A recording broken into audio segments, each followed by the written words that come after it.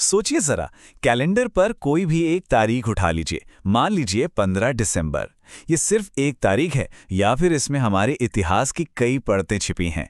आज हम बस इसी एक दिन की कहानी में उतरेंगे और देखेंगे कि कैसे इस एक तारीख ने भारत की कहानी को कई बार बदला, बनाया और यहाँ तक कि मिटाया भी। तो सवाल ये है, एक तारीख और इतिहास कितने सारे? ये अपने आप में एक पहेली जैसा है ना। तो चलिए एक एक करके इन पहेली के टुकड़ों को जोड़ते हैं और समझने की कोशिश करते हैं कि 15 दिसंबर की कहानी हमें अपने देश के बारे में असल में क्या सिखाती है। तो शुरुआत करते हैं पहली परत से, और इसके लिए हमें चलना होगा उस दौर में जब सत्ता, आप कह सकते हैं, एक हाथ से फिसलकर दूसरे हाथ में जा रही थी। ये वो वक्त था जब बड़े बड़े साम्राज्य ढल रहे थे और एक बिल्कुल नई ताकत उभर रही थी। अब जरा इस टाइमलाइन को देखिए। बात है 1749 की। 15 दिसंबर को मराठा साम्राज्य के एक बहुत अहम शासक शिवाजी महाराज के पोते शाहू प्रथम, उनका निधन हो जाता है। और फिर ठीक 54 साल बाद तारीख वही है 15 दिसंबर, देवगांव की संधि होती है और इस संधि से ईस्ट इंडिया कंपनी कटक और उड़ीसा पर कब्जा कर लेती है। मतलब एक ही तारीख पर एक ताकतवर साम्राज्य का एक अहम अध्याय खत्म होता है और दूसरी तरफ एक नई हुकूमत अपने पैर जमा रही होती है ना कमाल की बात।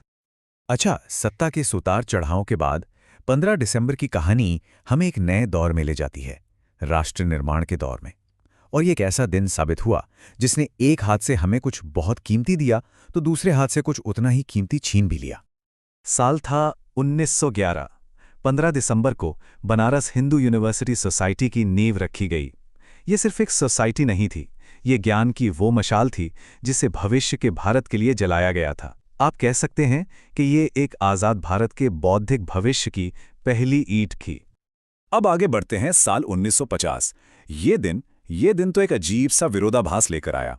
सोचिए, एक तरफ देश ने अपने लौह पुरुष सरदार वल्लभ भाई पटेल को हमेशा के लिए खो दिया, एक तरह से एक युग का अंत हो गया। और ठीक उसी दिन दूसरी तरफ देश के आर्थिक भविष्य को संवारने के लिए प्लानिंग कमीशन यानी योजना आयोग की स्थापना भी हुई। मतलब एक ही दिन इतना बड़ा नुकसान और इतनी ही बड़ी एक नई उम्मीद। लेकिन रुकिए, 15 दिसंबर की कहानी सिर्फ भारत की सीमाओं के अंदर की नहीं है। ये वो तारीख भी है जब पूरी दुनिया ने हिंदुस्तान की काबिलियत का लोहा माना।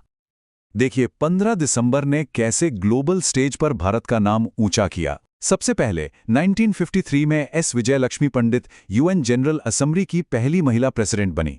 जरा सोचिए उस दौर में ये कितनी बड़ी बात थी। फिर कई दशकों बाद 1991 में सिनेमा के जादूगर सत्यजीत रे को स्पेशल ऑस्कर से नवाजा गया। और कहानी यहीं खत्म नहीं होती।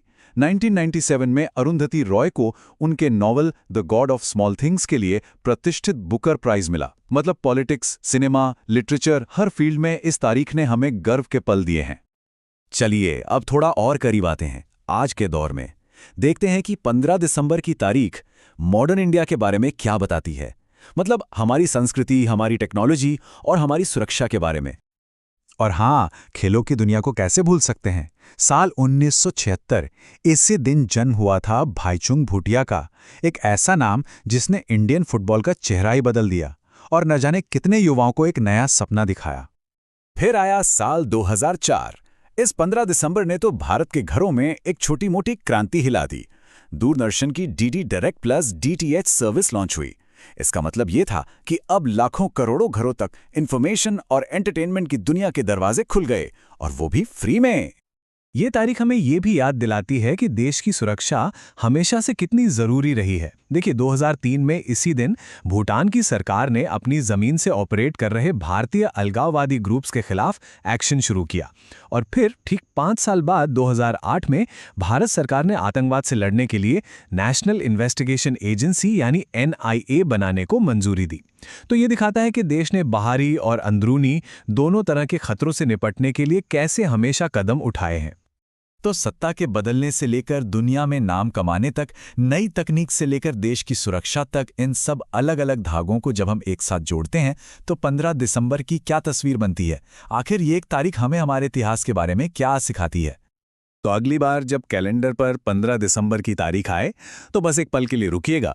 याद रखिएगा कि ये सिर्फ एक तारीख नहीं है, ये तो पूरे भारत की कहानी का एक छोटा सा आईना है जिसमें हार भी है, जीत भी है, कुछ बनाने की खुशी है तो कुछ खोने का गम भी है।